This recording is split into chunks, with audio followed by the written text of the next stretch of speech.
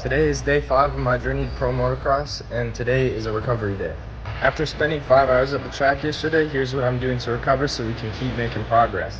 Yo,